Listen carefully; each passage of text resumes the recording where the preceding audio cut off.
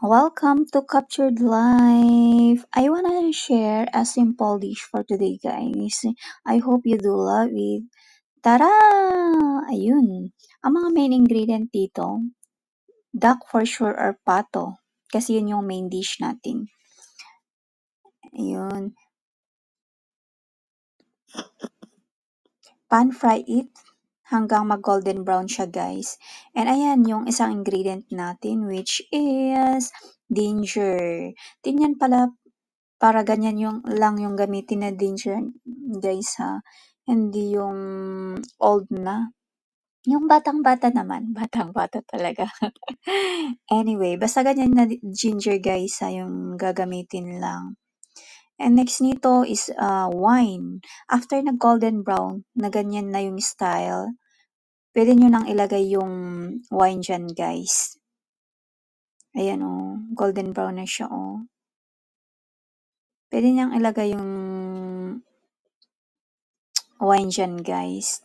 And then let it simmer for a little bit, 2 to 3 minutes, bago nyo ilagay ulit yung soy sauce dyan, guys. O, tingnan nyo, o, kumukulo pa siya. Wait a little bit longer bago nyo ilagay yung soy sauce. Para ma-simmer niya, kung pwede, baliktarin nyo muna ang mga yan para ma-absorb siya ng daka, o, diba? Bago nyo ilagay yung soy sauce. After nyong ilagay yung soy sauce dyan, kailangan nyo lang takpan nyo muna para mag-simmer siya. Slow fire pala yung dapat yung gamitin dito, guys. Hindi pwedeng malakas na apoy. Slow fire lang siya. Hindi siya pang madalian. Pang long lasting. Ayaw nyo ng madalian. Diba? Hindi kagaya ng nyo na madalian lang. Gusto nyo madalian lahat. Ayan o. Ginger.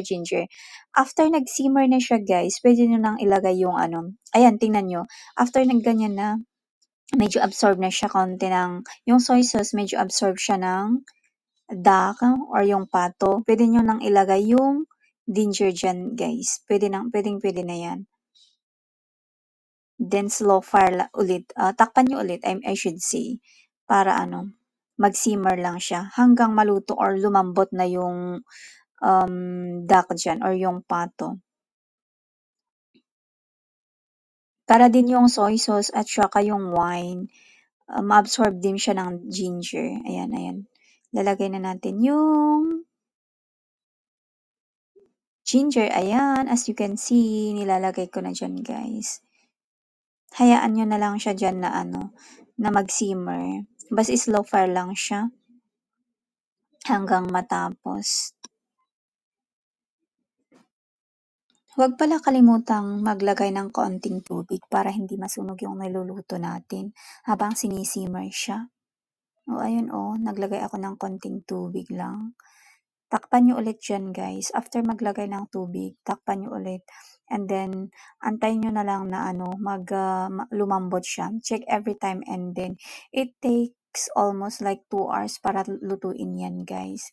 Pero, yung 2 oras na yun, worth it, guys. Basta slow fire lang siya. Kailangan lang lumambot yung pato na niluluto natin.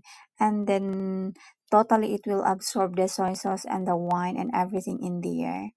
Pati yung taste ng ginger, masimmer siya and then ma-absorb totally ng pato yung taste nun.